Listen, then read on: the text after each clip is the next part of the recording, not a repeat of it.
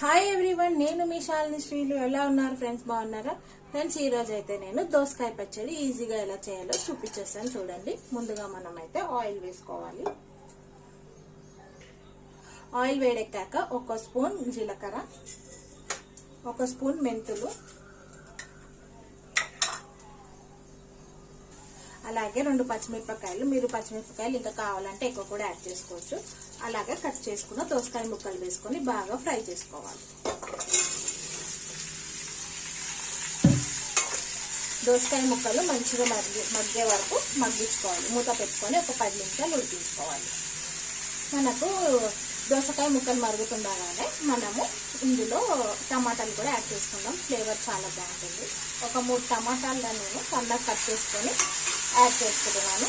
టమాటాలు దోసకాయ 2 మగ్గించే వరకు మగ్గబెట్టుకోవాలి. మూత పెట్టుకొని మగ్గించుకోవాలి. ఫ్రెండ్స్, ఇప్పుడు మనకు దోసకాయ ఇంకా టమాటా మగ్గిపోయింది కాబట్టి ఇందులో కొత్తిమీర ఇంకా వెల్లుల్లి కూడా యాడ్ చేసేసుకున్నాం. ఇప్పుడు మనకు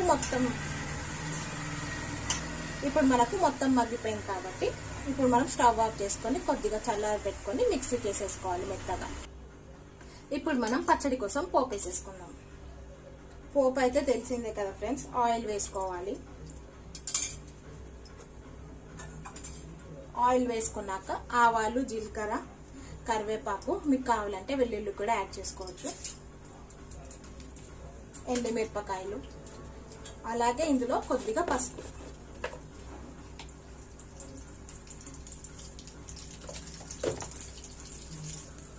పోపు మనకు బాగా ఫ్రై అయ్యాక ఇప్పుడు మిక్సీ పట్టుకున్న దోసకాయని వేసేసుకోవాలి.